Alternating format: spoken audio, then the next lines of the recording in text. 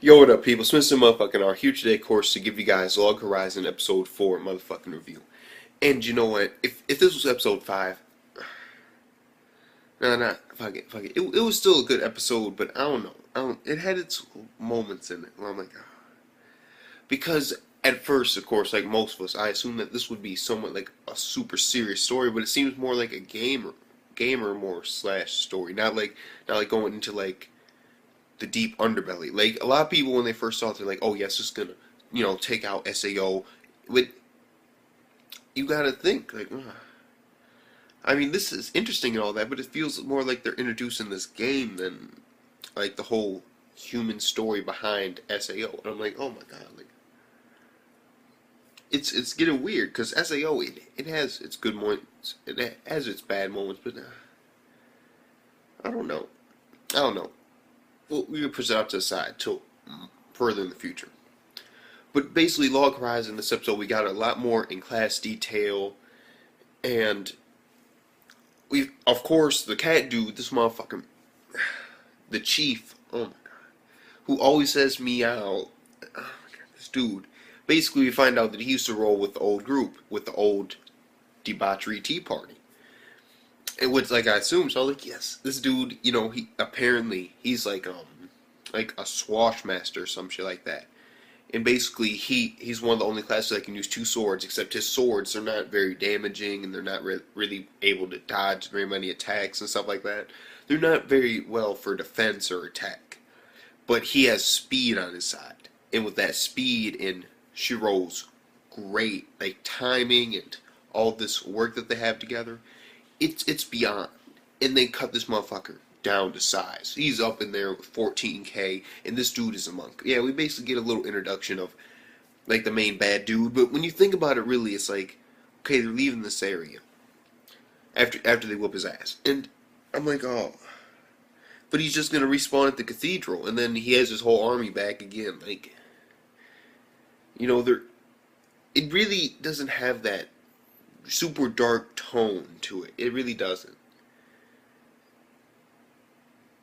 Yeah, it's more of like just like a game. Like you're stuck in a game, but it's still interesting and fun and beautiful. It's showing like the better side of being stuck in a game, while SAO shows the horrible side or the fucked up side, if you want to. But I don't know. We'll get into that sometime in the future. But basically, the dude just is basically going to respawn to the cathedral. And yes, they do make a little threat here. They're like, yeah, we can come back anytime. This, you're not the only players that can get here. We'll come back if we have to and fuck you up. But I mean, at the same time, it's like, I mean, fuck it, why not? Like, if they die, they just respawn. I mean, but basically, the fights were going sort of nice. I don't know. The fight mostly helped describe a couple more classes and showing off Chief's abilities or how he fights. And the dude is pretty good with Shiro. They're like a tag team, like they can't be matched. They don't need any type of talking to each other in order to lay down a heavy plan. Like they'll just basically be like, yo, let's kill him, and then they're like on the same wavelength, and I'm digging that. But I mean, it was mostly about like powers, like fucking cooldown moves and cooldown times and casting times and shit like that for, magic and attacks and stuff like that. That a lot of MMORPGs have. And I'm like, yeah, this is kind of cool. I'm digging the information, but it just seemed like that was overhauling the fight like a lot. Like it really was, because they went like into deep explanations for like 4 or 5 minutes about like oh my god, their perfect timing and the cooldown abilities, and they were really heavy on it.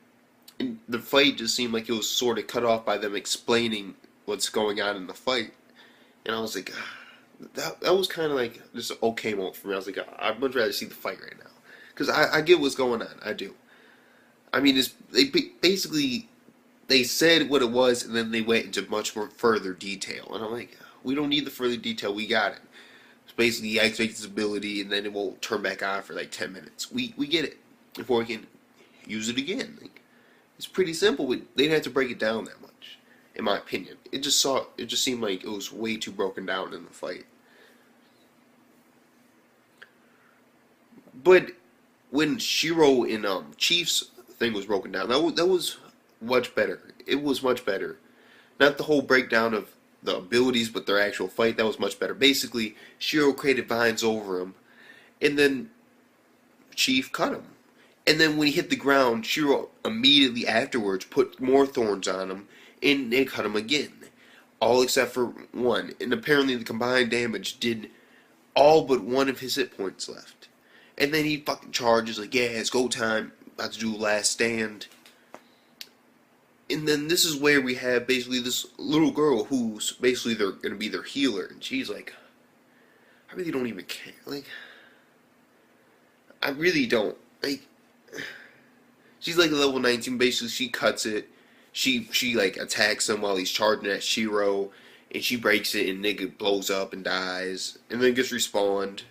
But the dude's abilities, because apparently why they did it was because of this dude. His character is a monk, and he's like the leader of the that clan.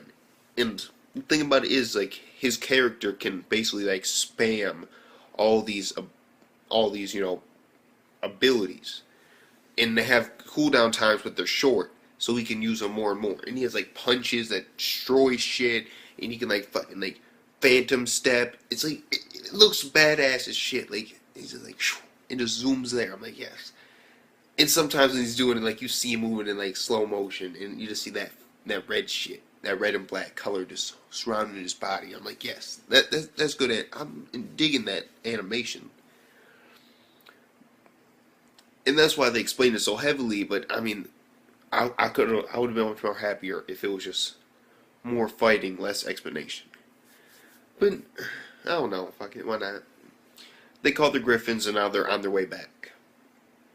That was the basic gist of the episode. I mean, yeah, I don't really feel like talking about them arriving and a whole like, oh yeah, she's active. Yes, now they're waiting for them to leave the city, and then they get out there, and then, well, guess what? She already knew what was gonna go down. They're gonna surround and attack. Then they use that whole like, oh, one-on-one. What got me kind of upset though was she was like, I'd much rather have this dude because he seems stronger, but he never fought him. Instead, Akashi just took them all out, all the healers and that dude at the end. And I'm like, but Shiro, weren't you going to fight your own one-on-one fight? Like, I don't know. Shiro's like character, how he's an enchanter. I want him to have some type of hidden ability that can only be activated while he chose an enchanter that has like powerful magic, but it like does something like drains his health or severely is like limited to crazy, outrageous, times. Like he can activate this mode and get a whole new set of spells, but he can only do it like once a day or some stuff like that. Cause I don't know. I mean, Shiro, I'm digging how he's all with the strategy. He's always thinking and he's always planning ahead. I'm digging that and how he uses his weak spells to the advantage. But I want to see the advanced stuff. I mean, he's level 90 and he's still, like I said before, he's using the weak spells, like the spells that people overlook. And I'm digging that he does that. He uses everything, but I'd like to see him use some of the crazy high power stuff. Like fucking targeting spells and shit like that. I don't know. It's just, I like that he's really smart and all that, but if he just keeps using these thorns, I'm gonna be really disappointed. Like, I mean, I want to see some cool stuff in this, and I'm very sure that other opponents will be using crazy ass explosion spells and shit. At least I hope so. Not like small explosions, but like crazy mass area explosions and shit like that. I'm assuming that there will be some villains throughout this anime, hopefully at least one, that does some shit like that. But I don't know, I think it'd be kind of cool to see Shiro do something like that. Because, I mean, right now he's more of like a support character, and, he's the brains behind the operation. He isn't really, like, a fighter, in a sense. And so, I'm like, I'm still watching, hell yeah, but I mean, If he's really gonna be the fighter, then I gotta focus my attention more on the other character side stories. You know, I gotta pay attention to them more than Shiro himself, because he's just gonna be like supporting them using this. And when he does, I'll pay attention, but I'll be more focused on Chi and Nile right now, not Tsutsugu right now. Fuck it, why not? And Akatsuki, because Akatsuki, she's having these constant mind games, like, oh my god, there's symmetry. There's no way I could be like that with Shiro. And I'm like, yeah. We get it, you like him, and apparently you're the same age as him, or 25, or something like that. Good for you. But you kind of like, we're done. Overall, though, you know what? I'll give this episode here 8 out of 10. Yeah. It was good overall. Hell yeah, I was enjoying the fights. But it had its okay moments in it. Yeah, that's the best way to describe it. Yeah, I love my 8 out of 10s. I do, because it was good, but it did have moments where I was like, really, like, you know, it has those moments in it. But fuck it, why not?